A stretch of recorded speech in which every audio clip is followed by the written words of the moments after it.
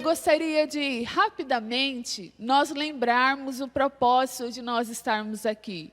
Claro que nós estamos aqui para festejar, para nos alegrarmos, mas isso tudo é um pretexto para a gente se voltar para Deus. Quando a gente pensa na noite caipira, muitas vezes a nossa mente cria um bloqueio religioso, um bloqueio de incredulidade a respeito de alguns costumes da nossa nação, do nosso país. Mas por que nós, Juventude Missionária, estamos realizando a Noite Caipira? Quando nós pensamos sobre o caipira, a figura do caipira, nós temos que entender que ele é uma figura, o caipira, né? Elementar, essencial para a formação cultural e social da nossa nação. Nós somos um país, basicamente, economia movida pela agricultura. E quando nós pesquisamos a fundo a respeito do caipira, nós temos registro histórico de que o caipira foi a vinda dos europeus no Brasil, através dos bandeirantes que começaram a desbravar o interior do país.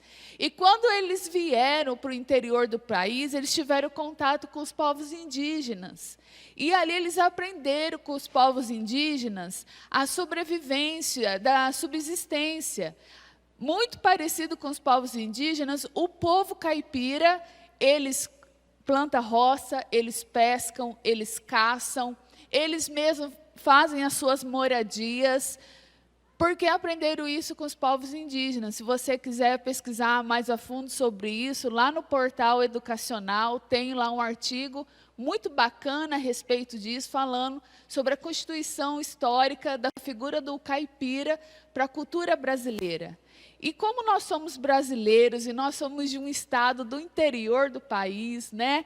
Nós vivemos essa cultura caipira no nosso dia a dia, nós como igreja, como juventude, não podemos deixar de também nos manifestar culturalmente a esse respeito.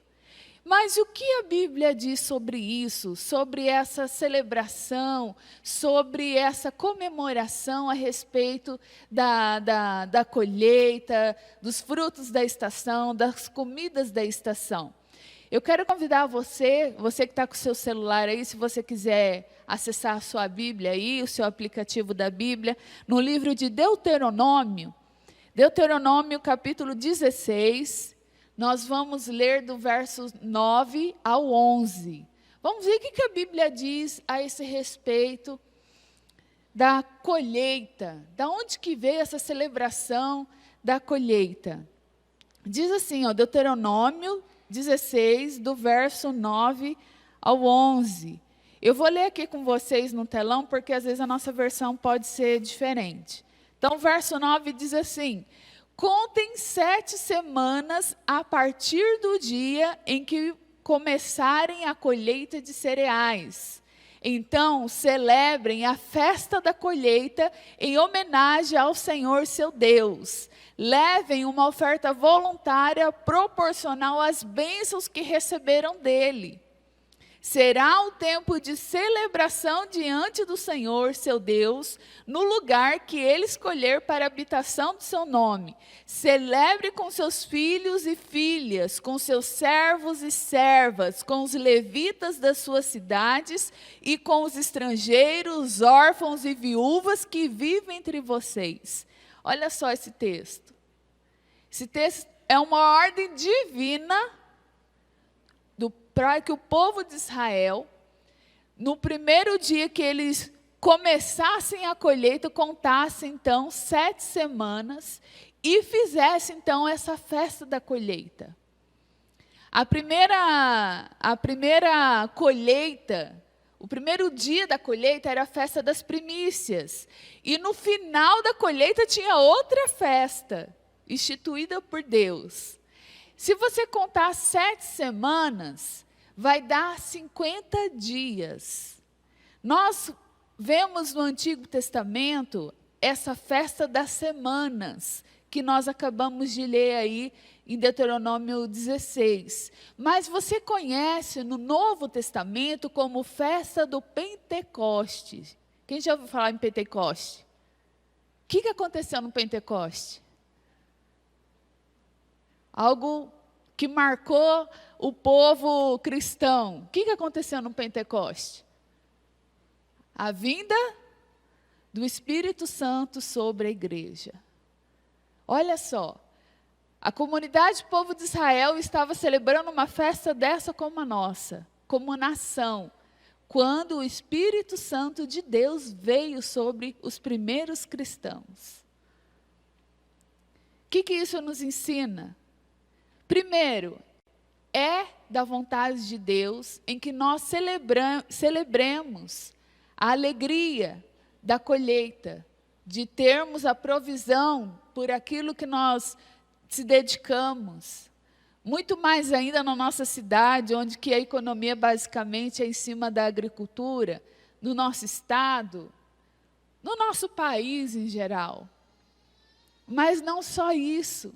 Deus não só se agrada com a colheita, como instituiu 2 festas para nós celebrarmos a colheita, como Ele usa essas festas para mostrar a importância da vinda de Jesus. Nós temos ali, depois da ressurreição de Cristo, exatamente 50 dias depois, o Pentecoste, 50 dias depois, 7 semanas depois, a vinda do Espírito Santo sobre a igreja. O que acontece com o grão que você planta na terra? Para ele poder produzir, o que acontece com o grão?